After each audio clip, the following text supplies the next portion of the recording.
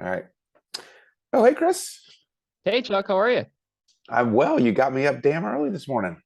I did, and for good reason. I have the joy of about to hop in the car for at least a 5 hour drive. I'm actually not entirely sure how long the drive is. This is the kind of vacation guy that I am.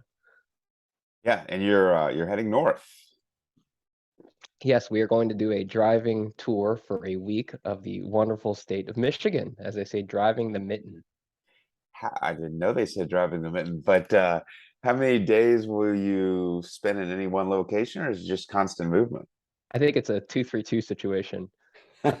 So it'll be super fun. I admit I do not fully know the itinerary, so if you ask me to name where we're going, I couldn't entirely say, but I will tell you when we get back. My wife is amazing at planning all these great trips, and she clearly knows what my strengths, which is to show up and drive and be in the moment. So All right, I'm so really looking forward to it. I think it'll be super fun. it sounds fun. So when I was at your stage with young kids, there were screens, but they weren't like they are today. So what's your family screen motto in the car? Do you allow Well, them? I think that we may have mentioned this in the past, but when we were having our second child, my daughter who's now 4, when we knew she was coming, I went ahead and traded in my sedan and upgraded to the ultimate dadmobile, a Honda Pilot. And basically, the thing is hopefully indestructible, knock on wood. But yeah, so in that purchase, there was an entertainment system, screen that pops down, et cetera, DVD player, the whole thing, state of the art for 2017. And we did not tell them there was a screen in the car for at least 3 years. And then when the beginning of the pandemic hit and we were just doing these road trips, because that's all you could do at that point, we're like, we should tell them about the DVD player. So first off, they didn't know what DVDs were, of course. Why would they? So we went to the library and got rented or borrowed, excuse me, a bunch of DVDs, and they loved it. So it's great because let's hope that the wireless headphones are working today so that I can listen to music, they can listen to whatever they're watching. It got to the point where when we would be just going, for a 5 minute drive during these trips, they'd ask for the DVD to come on. So hopefully we can wean them off of that amount of screen time. But for the long hauls, it totally works. Yeah, I'm way less judgmental than perhaps I used to be. But I will say we should have a whole episode on the beauty of the library. I think the library is the greatest thing this country has ever produced. It is my favorite thing. I borrow books all the time. Is it like an American thing? Oh my, people are gonna laugh overseas, but is the library an American thing? I'm sure this is not an American concept. So Fair, that is totally fair. Maybe it's not, but I like the American libraries. They're the only ones I know. yeah, the community aspect of it screams of European. So it's definitely not individualistic American ideals. Yeah, we could get political very quickly, but let's change the topic. Um, any cool cases? Yeah, so I had an interesting case I wanted to pick your brain about. So I had a patient who had, a table saw injury because it is the summer of doing awesome things like it always is in St. Louis.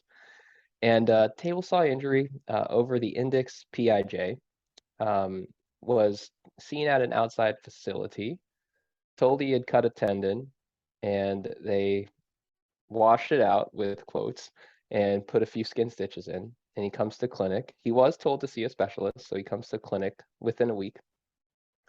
And you've got the classic, table saw, jagged skin kind of laceration over the PIJ. And I talked to him. I say, okay, so likely the tendon that straightens out the knuckle is cut. Probably the joint, which is just underneath it, is also open. We need to go and wash this out sooner rather than later and try to repair the tendon. So, is this for you? Is this a local only case? Is this Wallant? Or is this somebody that you give some sedation to, full on anesthesia? What's your preference at this point? Say it comes in like a day before your normal operative day and you actually happen to have time. Um, I would go either way with this one. I wouldn't push for local only, but I would absolutely do it under local only. I would mention it as an option. Um, it's not one of those cases where you're trying to get a chronically retracted tendon back in place, or something like that. So I think you could do it in any capacity well. What did you do as far as anesthesia? Well, do you think that it adds anything to you to have them awake?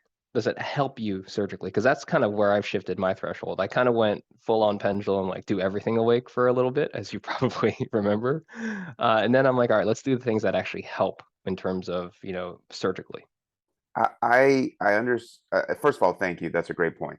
I don't think it would help me.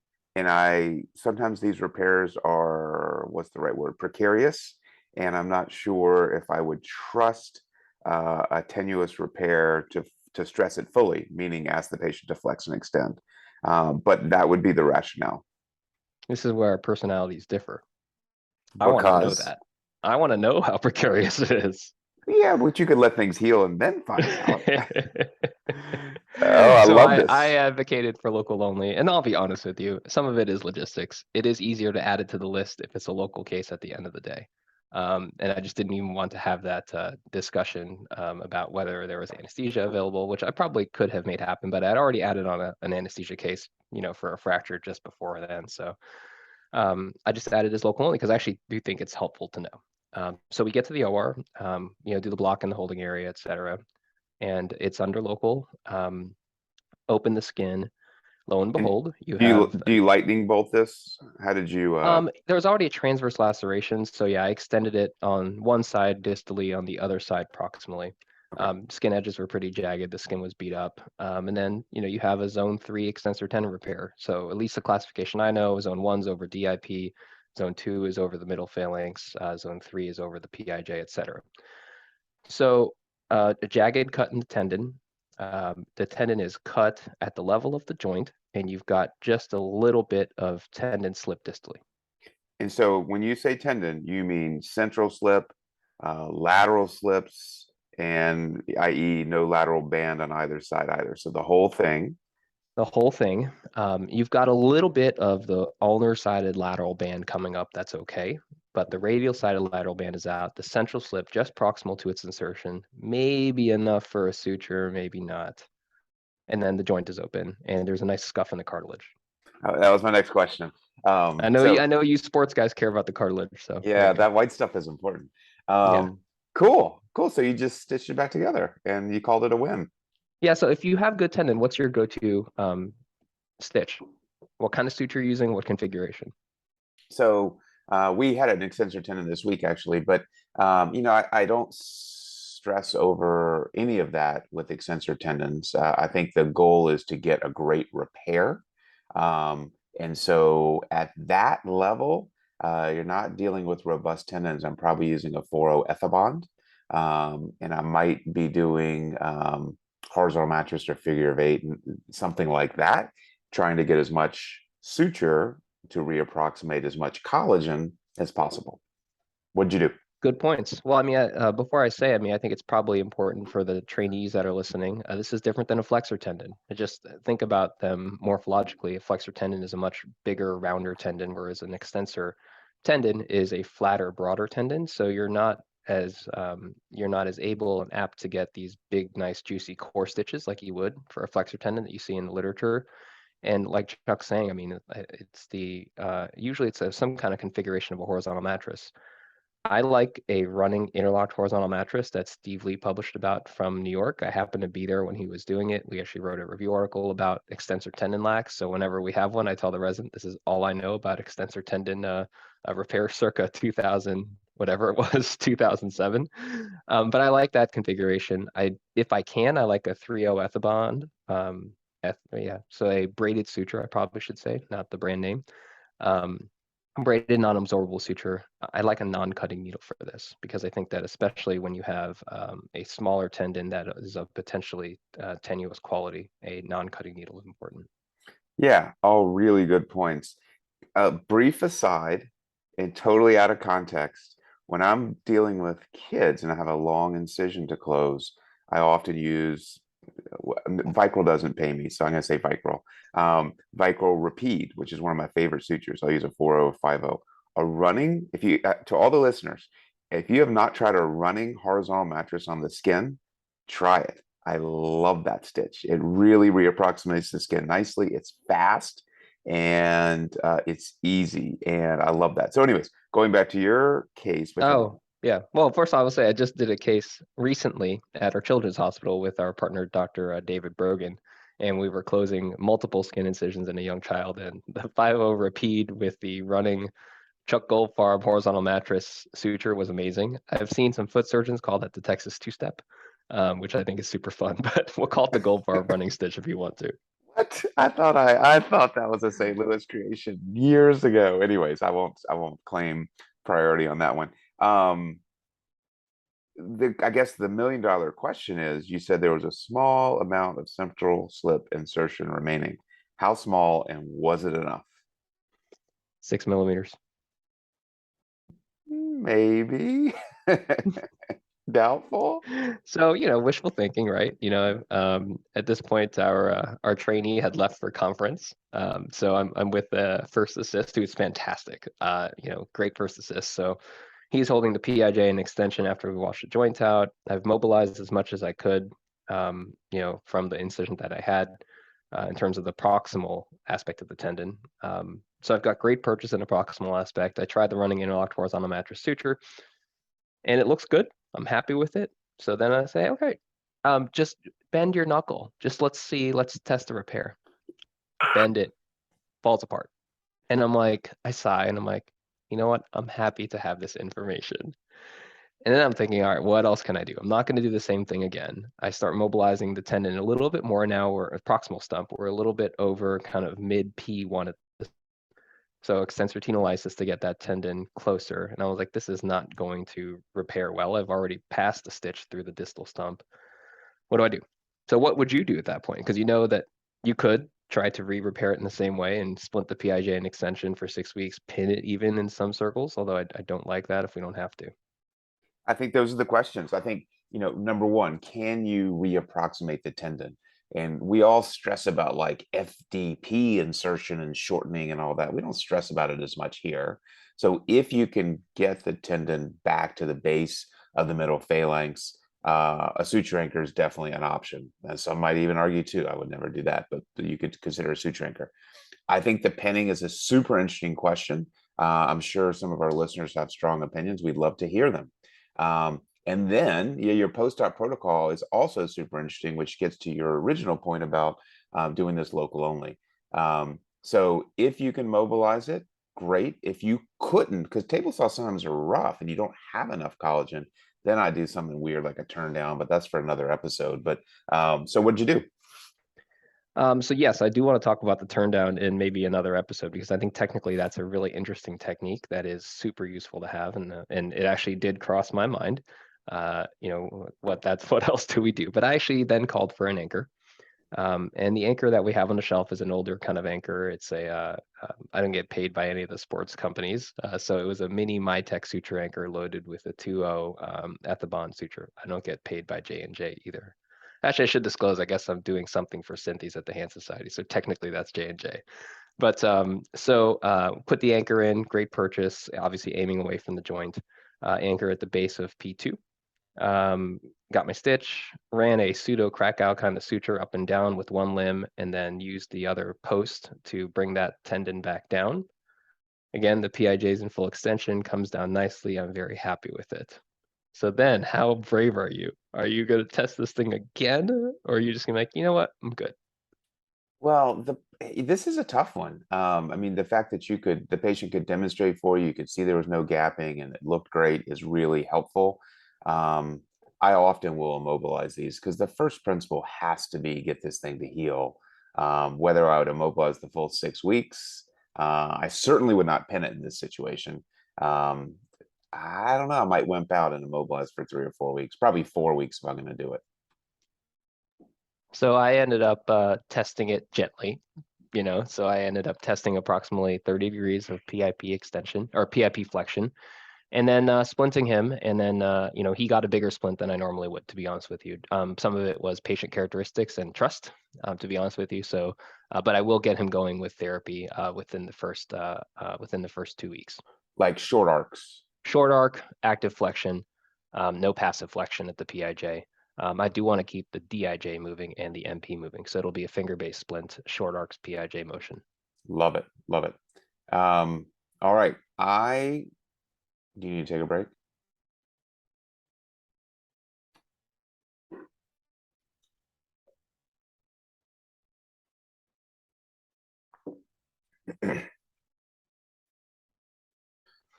You have to wake up now. You can wake up now, but you have to leave me alone. I'm dad of the year over here.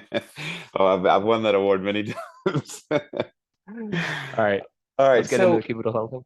yeah. So we have new fellows, and I've been trying to share my philosophy around cubital tunnel because we've had a couple of cases, and I thought it might be fun to talk briefly about how we think about not really when we do surgery, but if we have a patient who is surgical, how we think about decompression versus subcutaneous versus submuscular transposition, and second of all, any technique pearls for any of those procedures. Well, So I'm glad that you brought that up because I will say, as we rounded the corner on 200,000 downloads, the Cubital Tunnel series is our most downloaded episode. So thank you to those of you who have downloaded it and listened to it. It's quite popular apparently. There's a lot in the first one at least. There's a ton on diagnosis and workup and all that kind of stuff. And I don't think that's really changed a lot in the last few years. But it would be interesting to hear maybe how your philosophy has changed in the last few years and when you use decompression versus transposition, what type of transposition. I was recently at Children's Mercy in Kansas City, and they asked me to give a presentation on nerve injuries in athletes, which in my presentation I included ulnar neuritis cubital tunnel because of your landmark paper with Kurt Henn on the results of transposition in the people under 30, which includes a lot of throwing athletes. So we did have this discussion. One of the slides that I show is a New Yorker cartoon that has a man and a woman at a dining table, and a man saying, "Let me interrupt your expertise with my confidence." So that's the framing for this. So how do you decide on what surgery to do? Like, what's your in 2022 in August? What are you teaching our fellows? yeah, first I would like to echo your appreciation. We are well over 200,000 downloads, and it's really, again, remarkable. I don't want to belabor that point. And we are going to celebrate that a bit, and we would very much appreciate the listeners completing a new survey, which is in our show notes. And then if you haven't signed up for our email, we are going to start sending some emails. So that also can be done through the show notes. So, But Chuck, what will they win? well, Chris had the great idea to autograph a few books and send them to the lucky winners. And you don't know which book. I guess you might be able to express preference. And also, there's mugs, Chris. There's mugs. There are mugs, and I think there should be a signed Chuck Goldfarb series. You know, the two Goldfarb books that I open when necessary are the Tendon Transfer book from the Hand Society, which seriously I opened that recently. I thought it was a great book, and then also the athlete book that you edited with Michelle Carlson, which I think is fantastic, and I use that as a resource for our trainees on the regular. So maybe you could get a signed Goldfarb series of books. Maybe, or the D series on nerves, which I never You know, opened. Chuck, I will say my my athlete textbook is still unsigned because you refused to sign it during when I very earnestly asked you to sign it during fellowship and you refused to sign it. You laughed at me. Well, clearly I will sign it now. I will sign it now. For So, somebody else. I will pass that on to somebody else. all right. This is interesting, at least to me. So, Paul Mansky, who was one of my mentors, was a big believer in a cubital tunnel decompression when there were very few believers. I mean, very few. In fact, there's been a couple of times in my career where there's been real controversy at Washington University orthopedics in our hand program. This was one. Going volar with disc radius plates was another, and how we treat Dupuytren's was another. This one was the first one, and I was a young attending and even a resident. And Paul really believed strongly in this procedure. And when I came out, I started doing a lot of them. We shared our results early.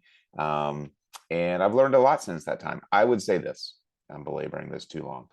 I really like the decompression, but it has to be in the right setting. It has to be, for me, and the literature doesn't totally guide us on this, but for me, I don't do it in really young patients. So if I have an adolescent or young adult, especially an athlete, a thrower, I will do a subcutaneous transposition. If I have a middle-aged person without severe disease, I will, if it has a stable nerve, and that's clinically assessed most of the time by me, not necessarily ultrasound assessed, I will consider a decompression. And if there's advanced disease, I will typically do a subcutaneous, but I'll consider a submuscular. So that was a lot, but I'd love to hear your kind of overview as well.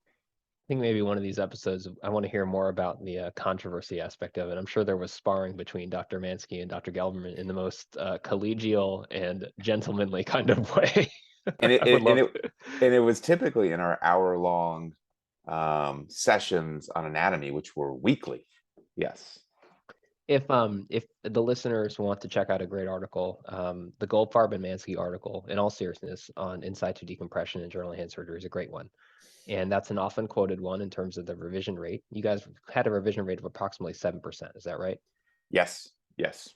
So that's a number that often gets used. For context, the more recent papers that were published, even one out of here, and clearly these are set up methodologic very different, because you looked at the series that Dr. Mansky did and then looked at the revision rate, whereas Ryan Calfee pulled cases that were done many of them which were done elsewhere, and then looked at the revision rate after an in situ, and that was upwards of 20%.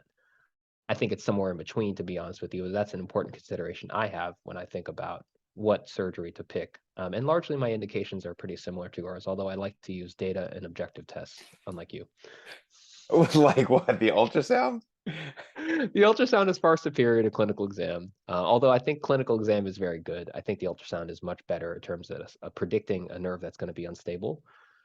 You were involved in a great paper with Ryan and I think again Dr. Mansky on looking at how to assess stability of the ulnar nerve, how frequently patients have symptomatic or asymptomatic subluxation or mobility of that nerve.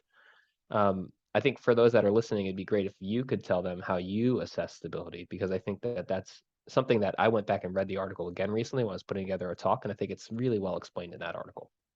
Well, you were kind. This was one of those studies that I did a couple of studies when I was young that I would not repeat now. But we got a large number of patients. These were siblings or really honestly parents of Shriner's patients largely, that we just, because we didn't want anyone coming in with an issue, we wanted asymptomatic individuals, and we talked them into participating. The So old waiting room study.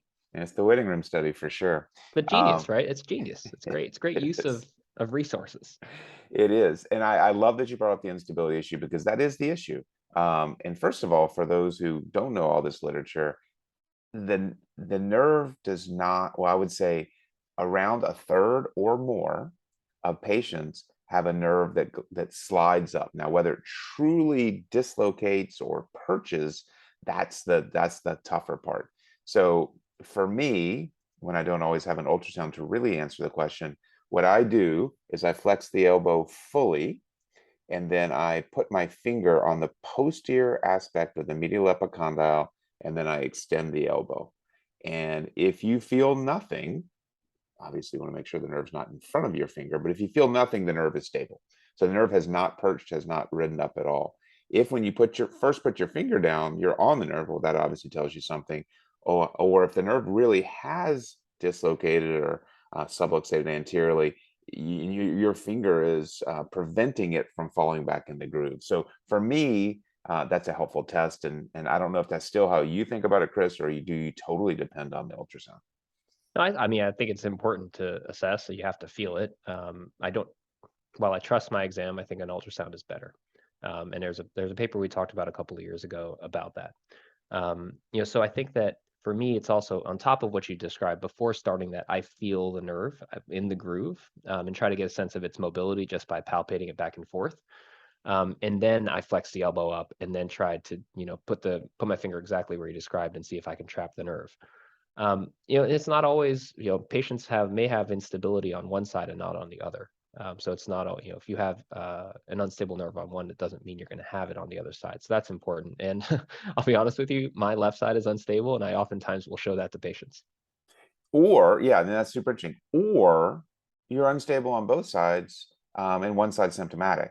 But it's helpful for patients to understand that and see that, whatever the case may be. Yeah, and examining the nerve in the groove is super helpful unless the patient wants to kick you when you're doing that because their nerve is so angry. Right. There's a fun Instagram post I have from maybe 6 months ago of my own nerve being ultrasounded by Greg Decker, because I was putting together a talk and I was like, I don't have a slide of an ultrasound of a nerve subluxating. So I asked Greg just to examine my elbow under ultrasound. So if you want to see that, it's on there. Maybe we'll try to put it into the show notes or something.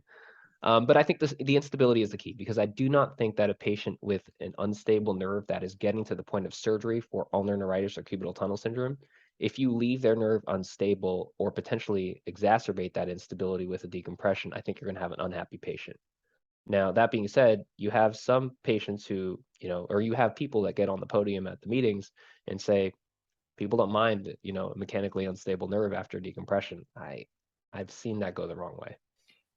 You're rolling the dice, and I will say one of the first patients that I remember their name is because it was one of our fellows. Dr. Mansky decompressed an unstable nerve because he didn't want to miss fellowship time, and he was great. It cured him. But the problem is, and this is what Ryan Calfee's paper showed, is that if you have an unstable nerve after a decompression, so a failed decompression, the results of then transposing that nerve are not as good as a primary transposition. So it gets really complicated. Which patient for you is perfect for a decompression? So perfect for a decompression to me is somebody who has isolated cubital tunnel symptoms, or they have carpal tunnel. We treat the carpal tunnel too. They've failed a prolonged effort at non-operative treatment, including night splinting, ergonomic adjustments. They've got a stable nerve on clinical examination and proven by ultrasound, ideally. Not always, but ideally. They have a nerve study that doesn't have any signs of denervation in the ulnar intrinsics or extrinsic musculature. They've got normal 2-point discrimination. They have no atrophy. And on the nerve study, they've got normal CMAP amplitudes, but they have a decreased conduction velocity across the elbow. So thread the needle. But it comes up. Honestly, it comes up, and that patient does really, really well with the decompression in my hands. Yeah, and their recovery is so incredibly fast. What do you tell people about recovery after a decompression versus a transposition? Say you have an isolated in situ ulnar nerve or an ulnar nerve with a carpal tunnel. With the decompression, I almost treat them like a carpal tunnel. I just ask them to avoid hyperflexion of the elbow. So really small incision. I make my incision a little anterior to the medial epicondyle. I don't like to put it right on the medial epicondyle, just because I think that can be irritable. I don't like to put it right over the nerve, because then when they're putting their elbow on the table, that can be irritable. So a little anterior, and I just drag the skin back, do the decompression, and I allow them to move right away. I might put a little bit bulkier of an elbow dressing on just to discourage a ton of movement to start, but I let them take it off pretty quickly. And I wouldn't want them doing like curls or triceps for 6 weeks, but I let them get back into activities almost right away. When is that dressing off? For me, for these type of simple surgeries, 3 days. They can shower in 3 days. Can't soak or scrub for, I ask, at least a week, if not 2 weeks, but showers in 3 days. What about you? I've stuck with 5 days, although with some patients, 3 days, depending on them. I've actually become more liberal with that after, I think we've discussed this in the past, either on the podcast or in one of our other venues. But I've gone to using a Dermabond a little more, which makes me feel a little bit better about letting people get things a little bit wet and everything early on, but it has to be the right incision at the right place. I don't like it in the palm.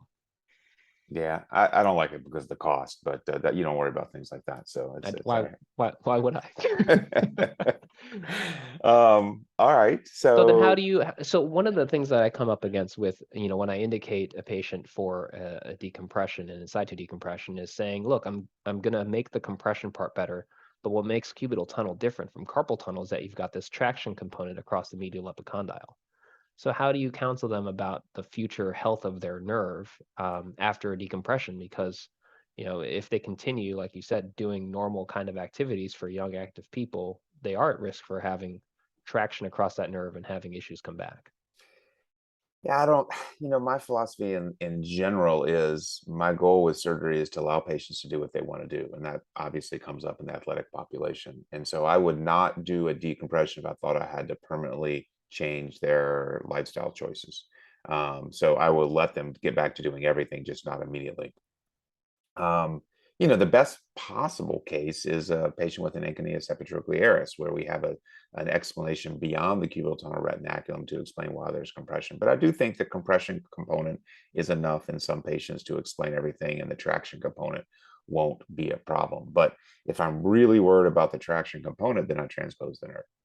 Yeah, I think that in that overhead throwing athlete, the pressures, the strain in that nerve is so high during, those crazy cocking wind up. I'm not going to pretend to know the throwing motions anymore.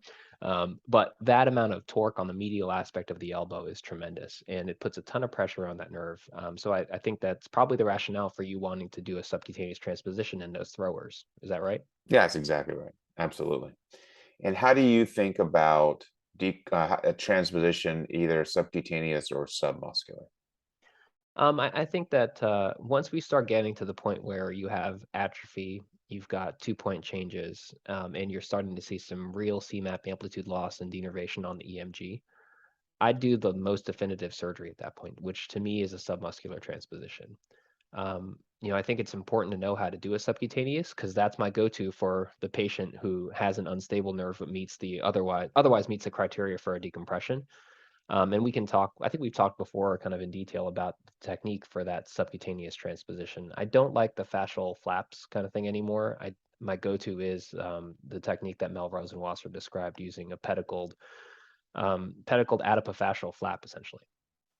Yeah, a couple things to unwind there. I agree with you. I really like the subcutaneous, and my population skews younger. But I'll say this, in a work comp patient, I will lean towards submuscular almost no matter what, just to do the last surgery first. And I agree with you. Once it's more severe, I think it's the best place to put the nerve. So totally agree with you there. Um, let's talk a little bit about that um, adipose flap. I have to say, I don't know why I started doing this in the near future. I know we've talked about it, but I'd like to rehash and just hear your technique a little bit. It has been, I think, one of the best changes to my surgical practice that I've done. It is so much better, in my opinion, than the Eaton, flexor fascial flap to keep the nerve anterior. I love it. I think it's fantastic. So, can you briefly describe how you do it? Well, I know why you did it, why you started doing it is because we talked about it on here, and he said, "That's a really cool technique. I'm gonna try it." So in February 2020, when the first episode dropped, and you said, "Hey, that's a really cool technique. I want to try that." Thank you. I want you to go back into your amazing surgical log, which you've kept for however you've been practicing 37 years, 20 years. and go back and see what had changed. So I'll be very honest with you. I have no idea if it's a billable flap, but it is based on a distinct pedicle. So it's based off of the inferior ulnar collateral vessels. So that vessel that you see kind of right when you're getting close to the insertion of the septum on the medial epicondyle, that vessel that always bleeds if you go down there boldly without taking a lot of care. So it's a great vessel, and usually there's maybe 2 or 3 branches that supply the fat and the fascia over that area, which clearly you're usually going to elevate if you choose to expose the median nerve during your ulnar nerve transposition, which not everybody does. But if I'm doing a submuscular, at least I always do that because I want to protect it. But that pillow there of fat and fascia is beautiful. And what I love about it, and this is a technique described out of Columbia University in New York, uh, you can make it very broad, because what I don't like about the fascial sling techniques is that they just end up being a little bit short. So tissue to keep the nerve in the front. So, Great technique. sorry, I lost you for about 10 seconds. Go back to when you say what I don't like about the fascial flap. What I don't like about the fascial flaps that are described classically is that it's short. It's a short segment, which to me almost reminds me of the cubital retinaculum in terms of something that could press back down on the nerve. Now, clearly, that technique has worked for many years. But when you take that fascia and you tether it to the subcutaneous tissue, it just seems like it's going to scar back in. So what I like about the adipofascial flap is that you can make it as nice and broad as you can. Sometimes you have a nice pillow that you can then put the nerve on top of and then sew the flap down to either the remaining septum or the posterior skin. Sometimes you have to kind of split the fat and then use that as a pocket for the nerve. It kind of depends on what the patient's habitus gives you. I will say in Missouri, we tend to be pretty good with the amount of fat and fascia that we have to use, but you always have to be ready to pivot and adopt the technique. How do you do it? Yeah, I think that's right. We generally are blessed with plenty of fat in our patients, but not always. And I think especially in those patients where I'm a little worried, from the minute I make the skin incision, I start planning this flap. and I really go as posteriorly as possible to release all the fat. So I think about it literally from the minute I cut skin, and I just aim more posteriorly than I normally would. So instead of dividing the fat, it's almost as if I'm releasing the fat up the posterior leaf of the skin and then elevating it, obviously continuing to pay attention for cutaneous nerves, elevate it anteriorly, not, not maximally or anything, just enough so that I can have a healthy view of the flexor peroneal mass. I can see the neuromuscular septum to take it out. I can find the vessel, the inferior ulnar collateral vessel, protected, even though I'm not positive we have to maintain it. I like to. And then I go ahead and in a perfect world, I just suture that down onto the most medial aspect of the flexor peroneal mass, or even the little fascia remaining on the medial epicondyle. So it really kind of covers the nerve. Obviously, we don't want it constricting the nerve. I've been thrilled with that approach. So what's your post-op protocol for that right now? Are you allowing them to move right away? Are you splinting them right after surgery? And how are you handling it from there? So that's evolved as well. And, Paul Mansky, to use his name twice in this episode, always put his patients in slings and let them move right away. I was too wimpy to do that. I splinted for many, many years. I do not splint anymore. I might suggest a sling for comfort, but allow them to come out and start moving right away. I'm more comfortable with the quality of my repair. I see them at 2 weeks. If they're really struggling for some reason on motion, which doesn't happen often, I might send them to therapy. But otherwise, especially in a young, healthy patient, I just get them moving. And then at 6 weeks, I let them start really advancing quickly. And by 8 weeks, athletes are typically back doing their thing. So for a subcutaneous transposition, I'll do the same posterior splint that I would for a submuscular, just for protocol reasons. But both of those groups of patients come in at 3 days. In a submuscular, I'm leaving a drain, not always for a subcutaneous. But that first visit is usually just for drain removal and to start therapy. So I see them back at 3 days, start them on motion right away. So I tend to move them along a lot faster than our submusculars, and they love it. I allow them to come out of the long arm orthosis that the therapist makes them to, obviously for motion, but then also sleeping. I think that's a change that I made within the last, I don't know, 18 months, and patients have really liked that because they hate sleeping in that long arm orthosis. So here's my hope.